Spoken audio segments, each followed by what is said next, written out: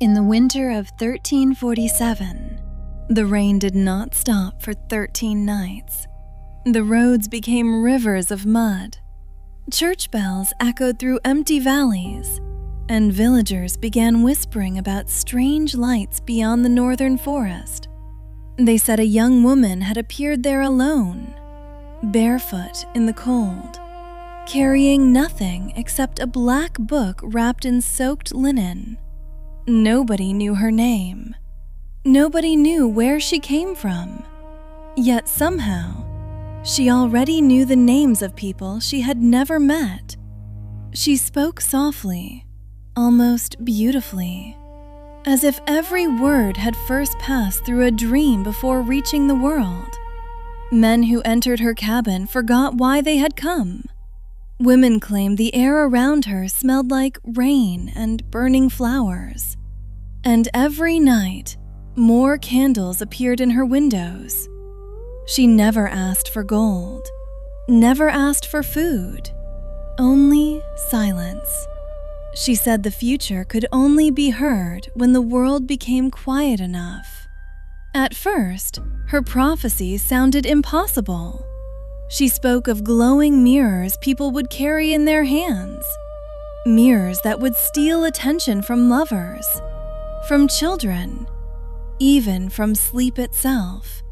She spoke of giant cities where the night sky would disappear forever beneath endless artificial light.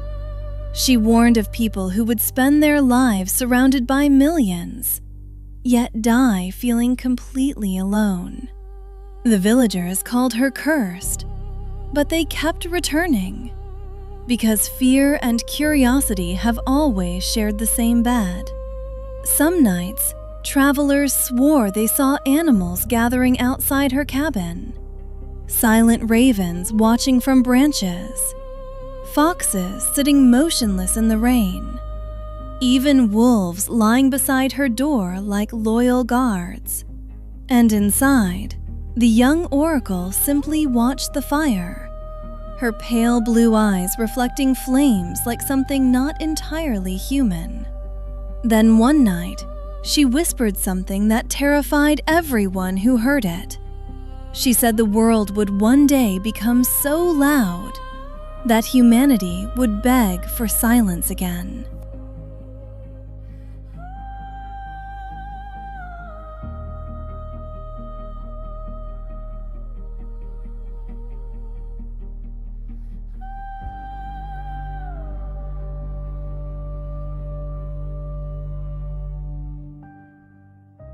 Years passed, and the woman inside the forest no longer looked entirely mortal.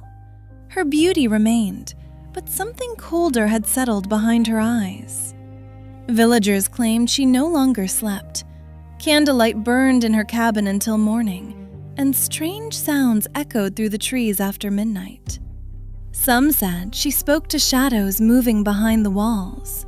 Others believed the forest itself had begun protecting her. Yet, despite the fear surrounding her name, people continued arriving from distant kingdoms just to hear her speak. Kings sent messengers in secret. Priests traveled disguised as peasants. Wounded soldiers begged her to describe their future before battle. But the oracle rarely answered directly. Instead, she described impossible visions. She spoke of invisible kingdoms made entirely of light, places where people would trade pieces of their souls for attention from strangers. She warned of giant towers of glass reaching toward poisoned skies, oceans blackened by smoke, forests erased for endless cities of stone and noise. She described children born into glowing rooms, learning to fear silence before they ever learned peace. One winter night, during a violent storm, the oracle gathered several villagers inside her cabin. The fire barely survived the wind. Rain hammered against the windows like desperate hands. And then she began describing the future again. She said humanity would create machines capable of speaking like people. Machines that would remember everything, but feel nothing. The room fell silent. One man accused her of serving demons. Another began praying under his breath, but the oracle only smiled faintly, as though she pitied them all. She explained that mankind would become addicted to endless distraction, endless noise, endless watching, endless wanting. And despite all their inventions, people would still cry themselves to sleep at night. Outside the cabin, ravens gathered by the hundreds, covering rooftops and trees like living shadows. And when the storm finally ended, nobody who had heard her words ever truly felt comfortable again.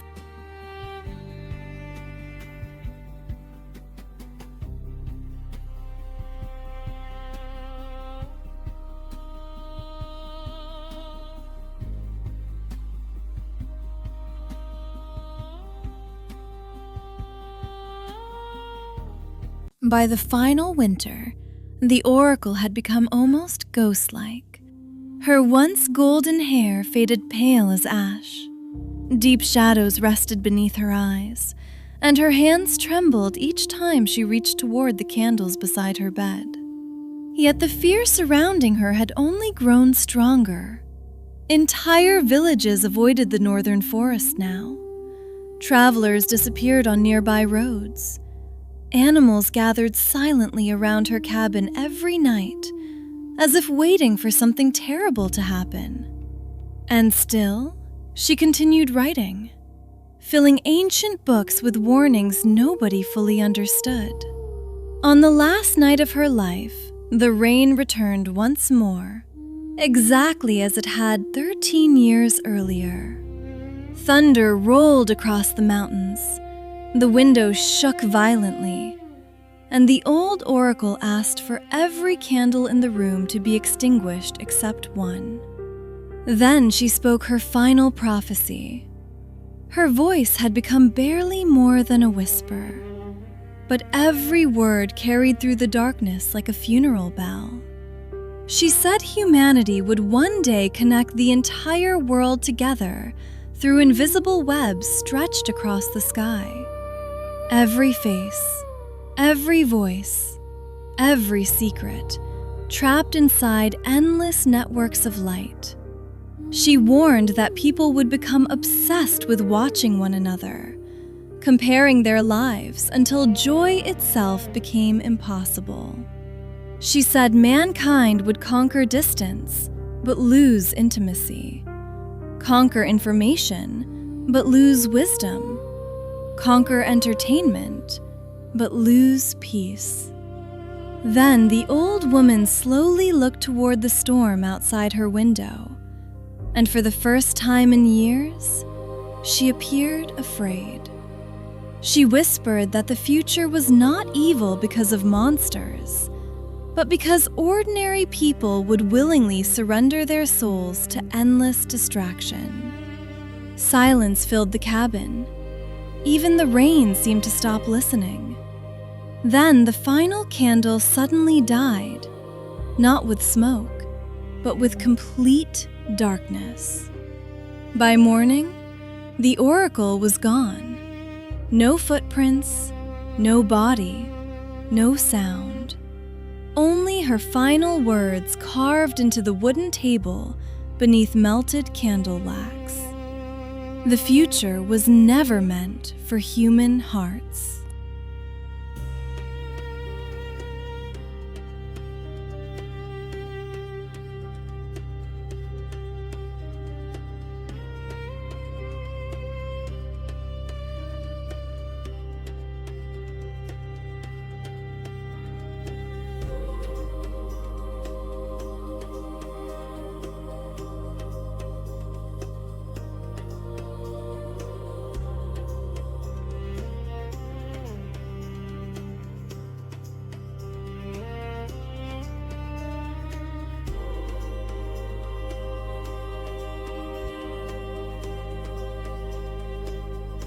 Long before the oracle vanished from the northern forest, there were rumors of another prophecy she refused to speak aloud.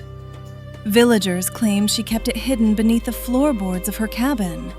wrapped in black cloth beside a lock of silver hair that did not belong to any human they recognized. They said the young woman became different after the first winter, more beautiful somehow, but also distant, as though part of her mind had already stepped into another century. Travelers who met her alone often described the same strange feeling. They would forget time completely inside her presence.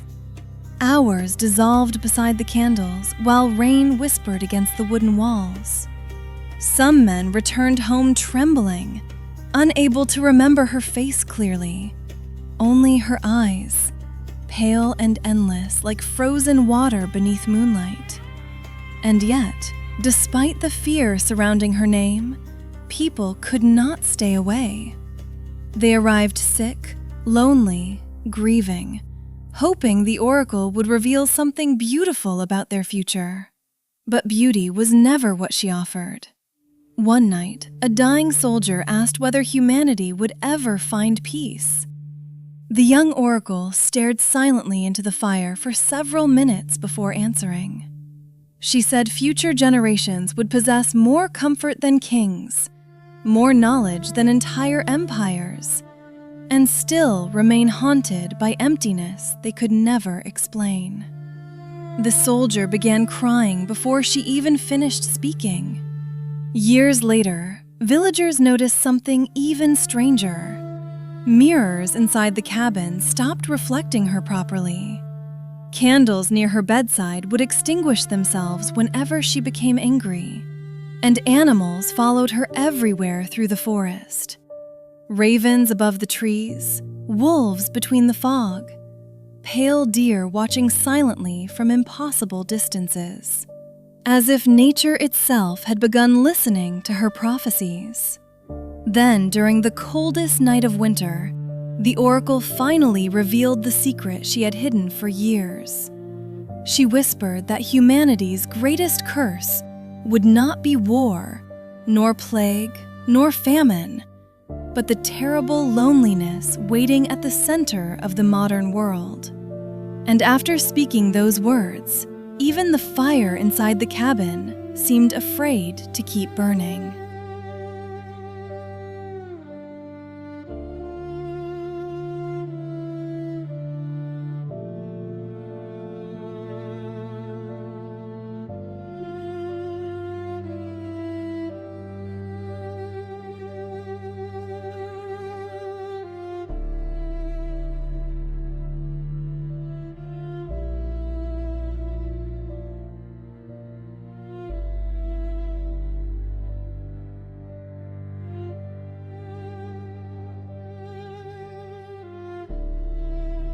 Baloris and Shatir Velmore, Neitha Calum Vendorlith, Sail Mirave Nox the Lorien, Amorthe V Selcaris, Veldrathor and Kai Lunareth, Mora Silve and Dremoris, Fail Veon Irshale Naveth, Aurealis Ven Noctis Are, Vesh Iluneth,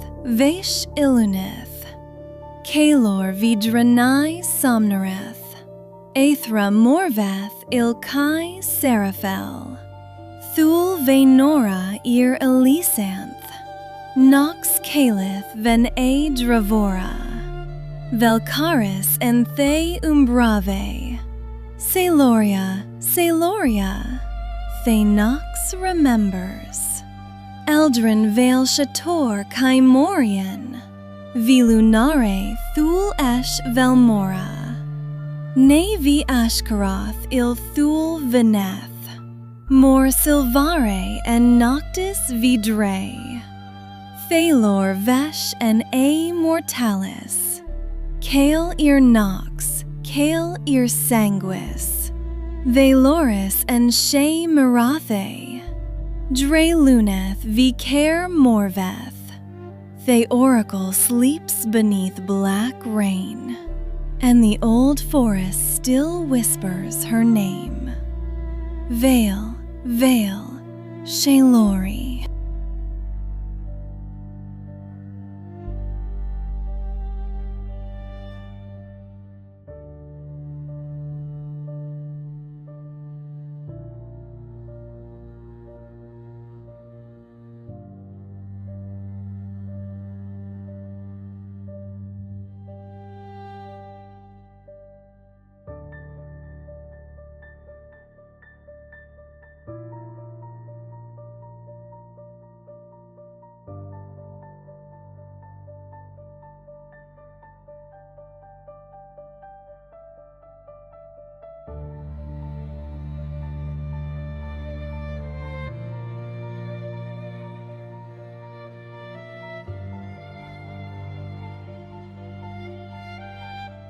lux obscura sub pelle tua ardet, corpus velatum, anima nuda, Venus nocturna in sanguine fluit.